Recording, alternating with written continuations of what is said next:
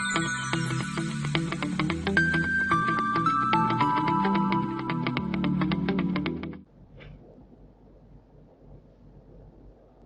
everyone, I Jhalak Patel from LG Institute of Engineering and Technology in the Department of Electronics and Communication. Welcomes you to the session of Power Electronics. Today I am going to discuss about Unit 4, that is inverters, about topic introduction and operation of inverters. So let's start the session. First of all, what is inverter or what is the objective of inverter? So inverter can convert the DC power into the AC power. Means the fixed amount of DC voltage can be converted into the alternating amount of the voltage. So if we want to draw it in terms of the block diagram, then it can be like this. First of all, DC to AC converter means here you can see that fixed amount of DC voltage is applied at the input side, and then inverter will convert it into the output like single phase AC output voltage. Means the fixed amount of DC voltage can be converted into the alternating amount by using the AC inverter. We already discussed about the various types of power circuits in unit number 1. In that case, we have derived some block diagram related to it. So here, basically the applications for the inverters are UPS, uninterruptible power supply. For the motor speed controllers, it can be used. So let's see the classification of inverter.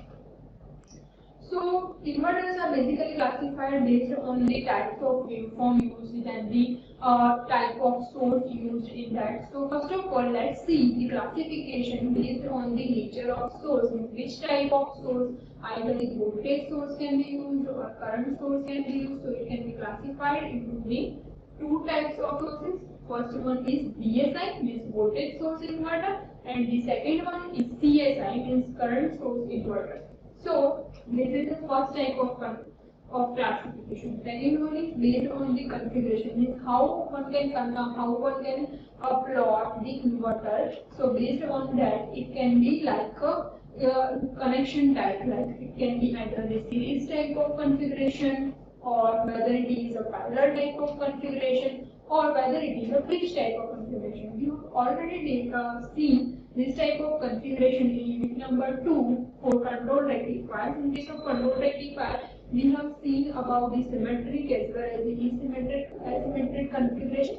So in this case also we can configure the inverters based on these three categories, that are the series, parallel and bridge type of configuration. So in that you can use the transistor as well as the diode circuits can be used for the control application. You can also use the silicon control rectifier for that. So each one of this can be detailed explained in the further lectures. In the third category of classification, it will be classified based on its output. Now this output is in terms of the waveform. So based on the type of waveform, it can be classified into either it can be of square type waveform, or quasi-square type waveform, or it can be like a sine waveform, because it will be converted from the DC, means fixed amount of DC voltage, to the fixed amount of the or variable amount of the AC supply. So here this is the output waveform style. It can be square, quasi-square, or sine type. Fourth type of classification is based on the commutation circuit, means how one can stop or turn off the particular circuit. So based on that, it can be auxiliary commutation or it can be a complementary commutation. We will see detail about how commutation for the auxiliary case and complementary case can differ, that we will see in the further lectures. In the next type of classification, fifth type of classification, it can be divided based on the power semiconductor used in that circuit. So in that case, it can be thyristorized inverter or transistorized inverter. Now in case of thyristorized inverter, you can use any of the thyristor device, like you can use silicon control rectifier or DAC. So based on this type of thyristorized inverter can be used. In case of transistor, you can also use the power transistor. In that, if you want the more power handling capability, then you should use the transistor or MOSFET based inverter. In case of MOSFET, again you have two choices. You can use the depletion or enhancement or the power MOSFET that we have already learned about in unit number 1. Like if you want the smaller amount of on-state loss, then this type of third category MOSFET based inverter should be used. Next one is IGBT based. In case of IGBT, it contains the best features of the MOSFET as well as the transistor, and even it is one type of voltage control. So depending on what you want, either the punch through IGBT or non-punch through IGBT, in this type of inverters are classified. Like if you do not want the buffer state, or if you do not want a space for buffer, then you should go for the non-punch through IGBT type of inverter. Okay, so according to user requirement, this type of power circuit semiconductor device, any of this you can use. The next one is first type of inverter, that is a transistorized inverter. You can also say that it is one type of half circuit based inverter. Why it is called? Because it can be turned on or off by the gate driving circuit. Now let's see that why the gate driving circuit or how it can be operated. From using this type of inverter, we can get the output waveform, but this type of output waveform contains the more amount of harmonics. Now the harmonics are related to the harmonic factor that we have already seen in unit number 2, that it is the RMS value divided by the DC supply value. So here, if we generate the more amount of harmonic components in the circuit, then we can say that the waveform is not that much clear. So we should try that the amount of harmonic should be as minimum as possible.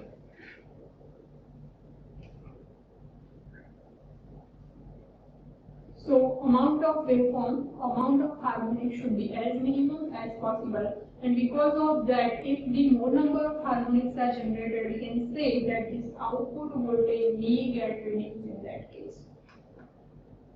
This is the equivalent circuit of transistorized inverter. Here you can see that this one supply voltage is there, one fixed amount of DC voltage is there, and in the next stage it is divided into the two categories, for each with the half of the value is Vs by 2 and Vs by 2 on the upper side and Vs by 2 on the lower side. In between them, the load is connected. Here the load is either inductive type or resistive type. Based on the type of load, we can get the output voltage.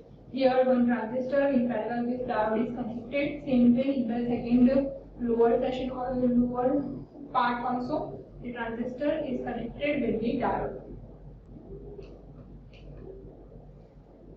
Now this transistor type of inverter can also called as a half bridge inverter. So here we have already seen about the circuit diagram of it. So let's see the operation. We can also derive this operation in terms of table form. So first of all, in the various categories from T0 to T1 time period, T1 to T2 time period, and from T2 to T3 time period, these total 3 time periods are divided. So in that case, let's once again see the diagram so that you can get the better idea.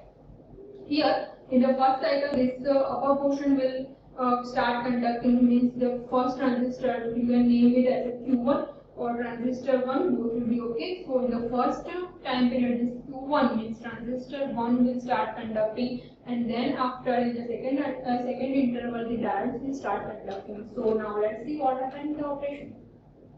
During the, as I said, that first is Q1 start conducting, means the transistor that is connected on the upper portion of the circuit will start conducting, and after that in the second interval, means after from T1 to T2 time interval, the current direction will be maintained. But here you should note that say from that time interval to the further time, we can say that the voltage will have the reverse polarity, because it will operate on the lower half cycle. So because of that, we can say that voltage can be negative, and because of that, if you remember the circuit diagram of this half bridge inverter, then it is equally divided into plus V by 2 and minus V by 2. So in the lower portion we get the voltage that is negative, and it is called as minus V by 2. Now let's see it in a tabular. Now let's see it in a tabular manner. So this is one table for the operation here. You can see that let's talk first about the first interval, that is T0 to T1 time interval, when already the Q1 is start conducting, and because of after this Q1 time interval, at that time the diode 1 will start conducting, and because diode 1 is connected on the upper portion of inverter, we get the positive voltage. Now the voltage is exactly divided to half, and that's why we get the value plus V by 2. Obviously, the output current is negative because here in the positive half cycle we get the power flow from the load to source side. Now, if the power flow is in a reverse direction, we can say that the output current will be negative in that case. Now, if we talk about the second time interval, then in that case of second time interval means from T1 to T2, we can say that it will be operated in a mode 2, and in that case the transistor Q1 will start conducting. Now, if the transistor Q1 start conducting, then we can say that the output voltage is plus V by 2, but the output current is positive. Why it is positive? Because the power flow is from the source to load side, means it does not have the inverse polarity, but it has a positive polarity, and that's why here we get the output current as positive. In the third case, in the third time interval, from T2 to T3 time period, from T2 to T3 time period, we can say that in that case it will be operated in a mode 3, and in mode 3 then it will go into the lower portion of the circuit, means diode 2 will start operating, and in that case the equivalent voltage drop is minus V by 2. And because of that, obviously the power flow is from the load side to source side. Now, if the power flow is from the load side to source side, we can say that the output current can be of a positive value. Same way, we can understand the third type of interval, that is T3 to T4 time interval. Here again, same as in the here again, in the third time interval or fourth time interval, we can say that the output current can also be either positive or negative depending on the conducting device in the circuit, and based on that we can get the power flow. It can be either of source to load side, or it can be from load to source side. So this is the basic operation of half bridge inverter, or we can say that transistor inverter can be operated like this. Now let's see the analysis of half bridge inverter. So for the half bridge inverter, as we see in the diagram of the half bridge inverter, that in between the transistor diode and the voltage supply plus V by 2 and minus V by 2, there will be some load will be connected, and that load can be either of inductive type or resistive type. So the load voltage, here the main concept is the load voltage that is generated. It does not depend on the type of load, means whether it we get the resistive load or inductive type of load, the load voltage cannot be affected. Obviously, the total input voltage is V volt, if we can denote it. Here again, same as in the control rectifier, we have already derived the equation for the harmonic factor, form factor, load, DC voltage. So here also we need some fundamental components of current and voltage. And for getting the fundamental component, we should use the Fourier transformation. So by using the Fourier series equation, we get the values of An and Bn like this. An is 0 and Bn is 2V upon n pi. Now this n will depend on the number of harmonics. If the number of harmonics are odd number of harmonics that can be generated, so the n can be very like 1, 3, 5, 7 and so on. So the n will denote the number of harmonics. Pi is a constant, V is our input voltage. Now by using the Fourier coefficient, we can get the instantaneous voltage formula using the equation 2V upon n pi, sine and omega t. We will see further that how the example can be performed using this equation 2b upon n pi sine and omega t. Here, as I discussed, here the odd number of harmonics are present, so we can get the value 1, 3, 5, 7 and so on. If more number of harmonics are generated, you can use the total values also. Here the RMS voltage is given by the V upon 2, means the input voltage divided by the 2. For the RMS value of fundamental component, now the value of fundamental component is required for calculating the harmonic factor, because it needs the supply current value as well as the supply current fundamental value that we already discussed in the unit number 2 control rectifier, that both the current and voltage should have the fundamental component value. So in that case, in this case, it will be given by 0.45 B for the voltage term, and for the current term it can be calculated using the equation, that is sigma from n equal to 135. Why we take n equal to 135? Because the number of harmonics generated are odd number of harmonics, and that's why n equal to 135 to infinite number, whatever number of harmonics generated in that case. So 2b upon n pi r into sine and omega t, where n omega is angular frequency, r is the resistor value.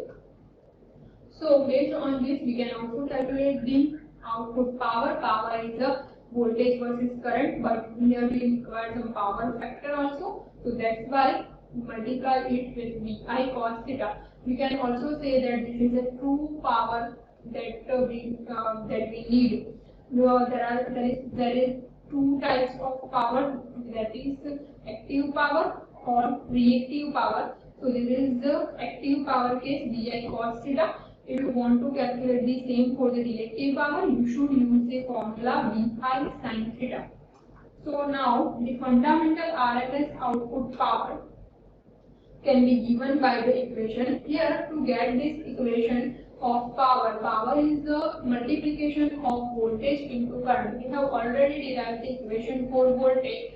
So voltage is V only, and we have the equation for current, that is 2V upon n pi r sine and omega t. So V into I, if you put the values, you get the final equation of fundamental RMS output power, that is 2V square upon r divided by pi square upon r square plus omega square L square.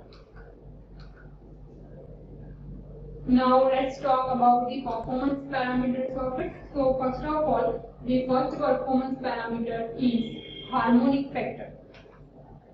Harmonic factor is the measure of individual elements in harmony. Now, harmonics should be as minimum as possible, and it is the ratio of on-time RMS voltage divided by the fundamental value of that voltage. So we require the fundamental value of that voltage to get the harmonic factor. So for harmonic factor, here you can from the value of the harmonic factor, you can also find out the total harmonic distortion, that is denoted as THD. So THD is nothing but the closeness in the shape of the waveform and fundamental waveform.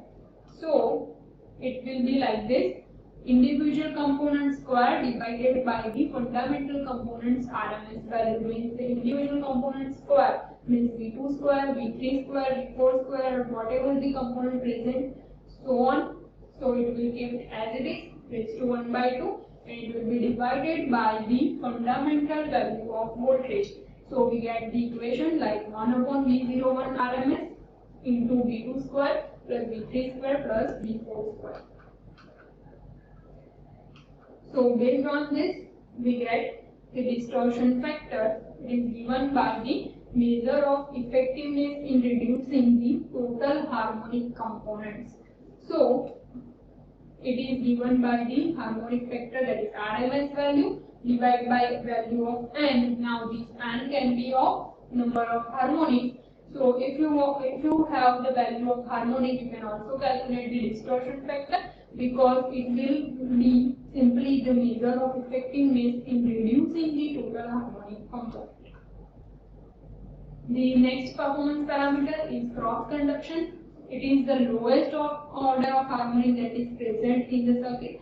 Now, because of this cross conduction, we can say that amplitude that is greater than 3% of the fundamental component can be considered for the cross conduction. So it should be as minimum as possible for the better performance. So we can say that both the transistors conduct this simultaneous mode. So we can say that if both the transistors conduct the simultaneous operation, then this cross conduction will occur.